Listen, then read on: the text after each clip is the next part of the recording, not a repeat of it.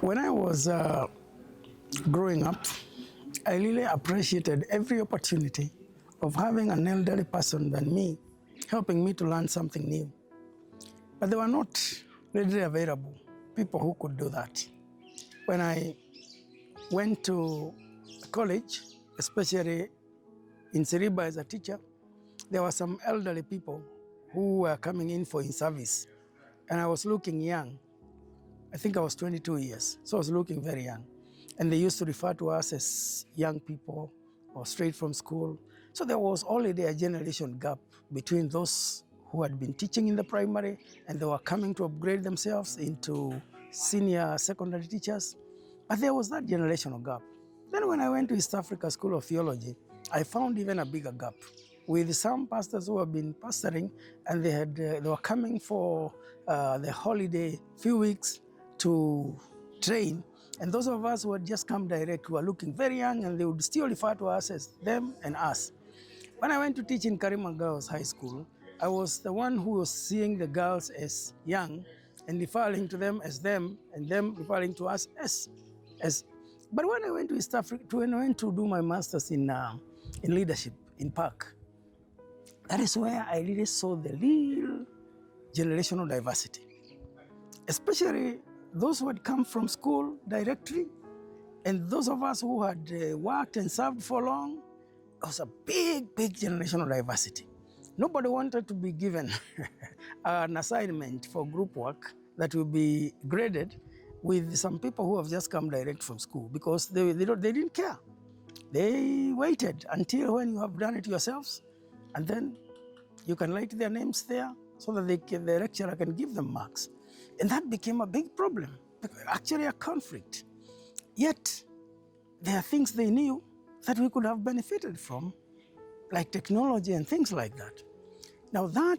So when it reached to a time of doing major research in my master's in leadership at Park, and we were given the opportunity to choose something to do, I felt compelled to do something on assessing the nature, the state of mentorship and the law of mentorship in developing leaders in Africa. And I was surprised to learn that there are so many gaps that exist between generations and mentorship is not there. As I begin to think about my future, even outside GOA, I'm thinking of what is it that I could still add value to the world, even if I was not in the GOA office.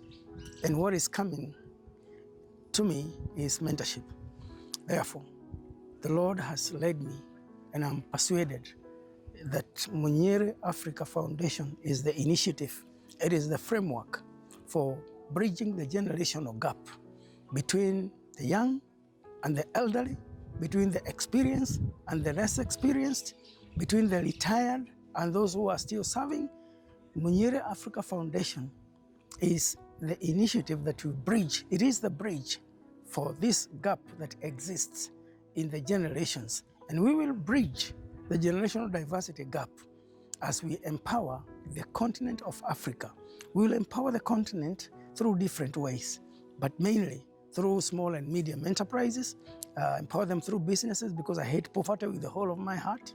And I really don't want to see Africans suffering and struggling with things that can be avoided.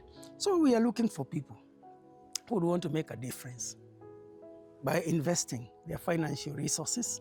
Maybe they want to help someone start a small business and they would want to give some seed capital, some amount of money to do that. We would be delighted. Maybe they want to give their skill by registering to become mentors, share their experiences so that they don't just go home after retirement and wait to die.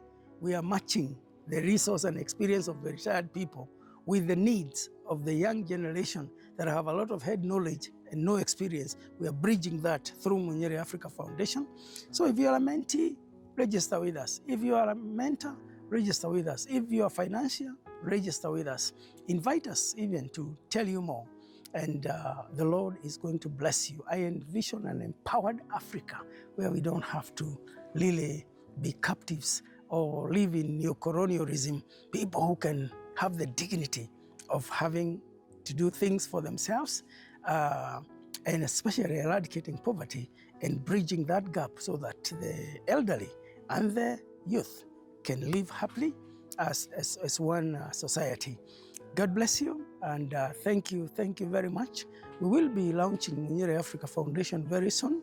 But meanwhile, we are looking for people who can donate things like the blended materials, the hoods, the t-shirts, people who can help in funding different things for launching.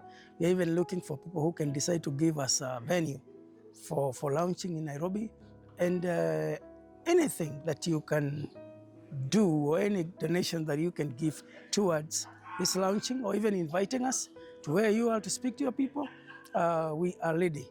God bless you. Thank you, and God bless you.